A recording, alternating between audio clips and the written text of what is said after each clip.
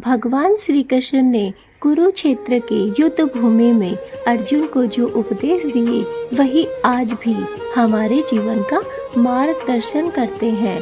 गीता के वे शब्द न केवल धर्म का ज्ञान कराते हैं बल्कि हर इंसान को जीवन जीने का सच्चा तरीका भी बताते हैं। आज मैं आपको गीता के 11 ऐसे उपदेश बताने जा रही हूँ जिन्हें अगर आपने जीवन भर याद रखा तो दुख, भ्रम और निराशा कभी आपके पास भी नहीं आएगी।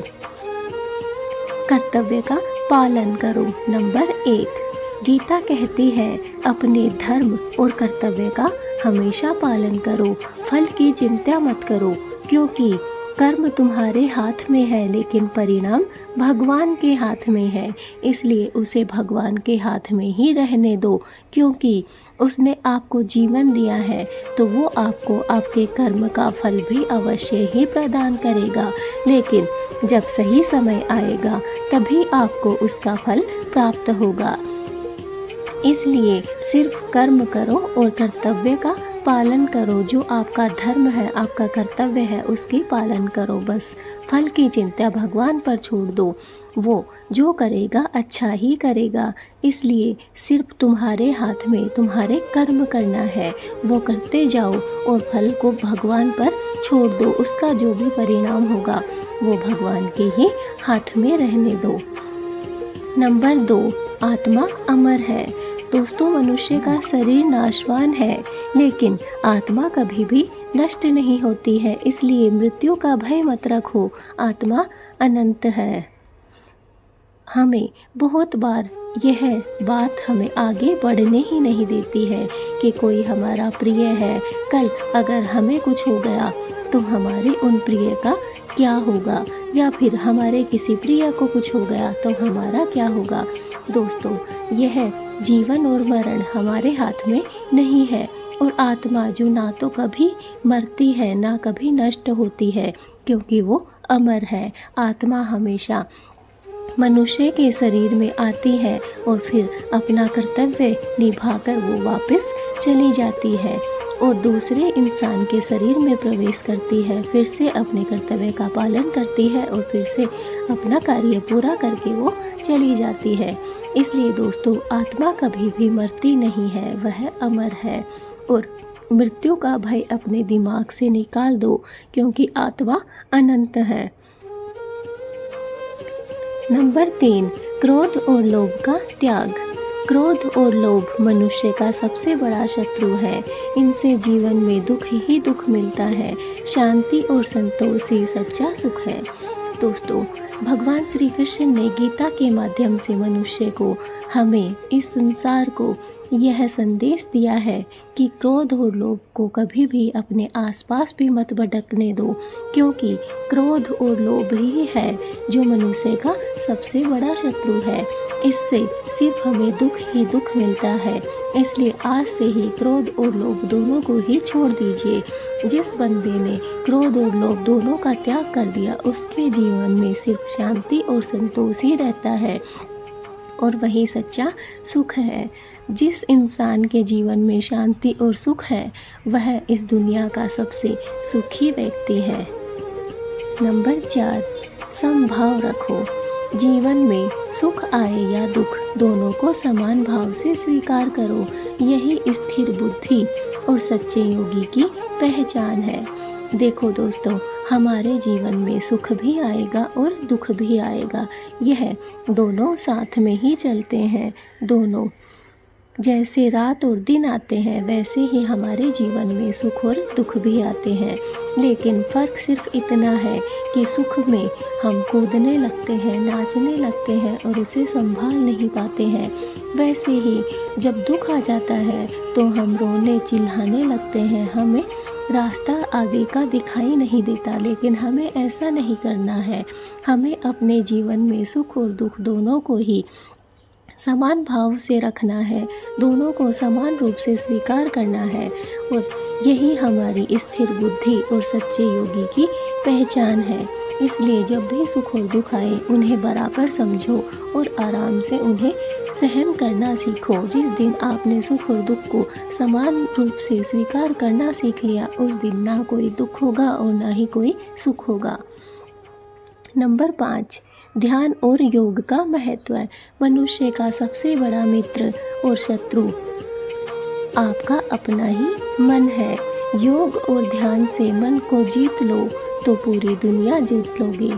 दोस्तों, अगर हमारा इस जीवन में कोई मित्र है तो वो हमारा मन है, और अगर कोई सबसे बड़ा हमारा दुश्मन है तो वो भी हमारा मन है। जिस प्राणी ने अपने मन पर काबू पा लिया, अपने मन को वश में कर लिया, उसने अपने सभी मित्रों को और अपने सभी शत्रुओं को अपने वश में कर लिया। जिस व्यक्ति ने मन को अपने वश में कर लिया, उसने मानो पूरी दुनिया को जीत लिया। और यह कार्य आप तभी कर सकते हैं जब आप योग और ध्यान करेंगे, क्योंकि योग और ध्यान से ही आप अपने मन पर काबू पा सकते हैं और इस पूरी दुनिया को जीत सकते हैं। नंबर 6, सेवा और भक्ति का मार्ग। भगवान श्री कृष्ण स्वयं कहते हैं कि जो प्रेम और भक्ति से मुझे पत्ते, फल, फूल या जल भी अर्पित करता है, मैं उसे स्वीकार करता हूँ। सच्ची श्रद्धा ही सबसे बड़ा दान है। दोस्तों, मैं अपनी हर एक वीडियो में सिर्फ आपको एक ही संदेश देती हूँ कि आप जो भी कार्य करें, सेवा भाव से करें, सच्ची भक्ति से करें, किसी भी भगवान की पूजा करें, चाहे आप उन्हें कुछ भी ना चढ़ाएं, लेकिन अगर आपके मन में सच्ची भक्ति है, सच्ची श्रद्धा है, तो वो पूजा भी आपकी स्वीकार हो जाती है। लेकिन अगर हम ढोंग कर रहे हैं, दिखावा कर रहे हैं, लोगों को दिखाने के लिए पूजा पाठ व्रत करते हैं, तो दोस्तों यकीन मानिए हमें उसका कोई भी फल प्राप्त नहीं होता है।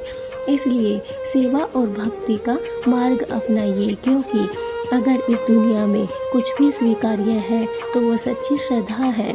सच्ची श्रद्धा और भक्ति से बढ़कर इस दुनिया में कोई भी दान नहीं है। नंबर 7, लोभ मत करो, संतोष रखो। संपत्ति और वैभव कभी भी स्थायी नहीं रहता है। जो है उसमें संतोष रखो और जो मिले उसे भगवान का प्रसाद समझो। दोस्तों, मैंने पहले भी बताया है कि जो सबसे बड़ा शत्रु है वो लोभ है, और हमें लोभ नहीं करना है, हमें संतोष करना सीखना है। जिस दिन हमने संतोष करना सीख लिया, उस दिन हमारे मन से लोभ भाग जाएगा, और जिस दिन लोभ चला गया उस दिन समझो कि हमारा जीवन सफल हो गया। इसलिए जो भी संपत्ति और वैभव आज हमारे पास में है वह स्थिर नहीं है। वह आज हमारे पास में है लेकिन कल किसी और के पास में होगी। इसलिए हमें इस बात को दिल पर नहीं रखना है और संतोष रखना है। जब हमारे पास में धन संपत्ति वैभव है तब भी हमें संतोष रखना है, और जब हमारे पास में नहीं है तब भी हमें संतोष रखना है, और इसे भगवान का प्रसाद समझ लेना है कि जो भी हमें अपने जीवन में मिला है वो भगवान ने हमें प्रसाद के रूप में दिया है। नंबर 8, सत्य का मार्ग चुनो। असत्य के सहारे कुछ समय तक जिया जा सकता है, परंतु सत्य का मार्ग ही आत्मा को शांति देता है। दोस्तों, यह बहुत बड़ा उपदेश और बहुत सच्चा उपदेश है। इस बात पर अगर आपने गौर कर लिया तो आपके जीवन से सारे दुख दर्द मिट जाएंगे। असत्य के सहारे कुछ समय तक, कुछ टाइम के लिए हम जी सकते हैं। कुछ समय के लिए हमें लगता है कि हमने झूठ बोल दिया और यह कार्य हमने अच्छे से कर लिया, लेकिन दोस्तों यकीन मानिए, जो हमारी आत्मा है उसे तभी शांति मिलेगी जब आप सत्य का मार्ग अपनाएंगे। चाहे असत्य के सहारे कुछ दिन, कुछ समय, कुछ साल आप अच्छे से निकाल सकते हैं, लेकिन अंत समय में हमें सत्य का ही मार्ग अपनाना पड़ता है, और उसी से हमारी आत्मा तृप्त होती है, उसी से हमें शांति प्राप्त होती है। नंबर 9, भय मत करो। गीता कहती है निर्भीक बनो, क्योंकि जब तुम्हारे साथ धर्म और भगवान खड़े हैं तो भय कैसा। भगवान श्री कृष्ण ने स्वयं गीता के माध्यम से कहा है कि तुम डरो नहीं, भय मत रखो। भय कुछ भी नहीं होता है, डर इस दुनिया में कुछ भी नहीं है, सिर्फ आपके मन का ही डर है, मन का ही भ्रम है। और जिस इंसान के साथ उसका धर्म है, उसके भगवान खड़े हैं, उसे तो भय होना ही नहीं चाहिए। आपके दिल में दिमाग में भय क्यों है? कैसा भय है? किससे आप लोग डर रहे हो? जो आपके पास में है वही सबके पास में है, फिर आपको किसका भय है? इसलिए डरो नहीं, निर्भीक बनो। नंबर 10, निरंतर कर्म करते रहो। आलस्य मनुष्य का पतन कराता है, इसलिए गीता सिखाती है कि निरंतर कर्म करो, यही जीवन का सबसे बड़ा धर्म है।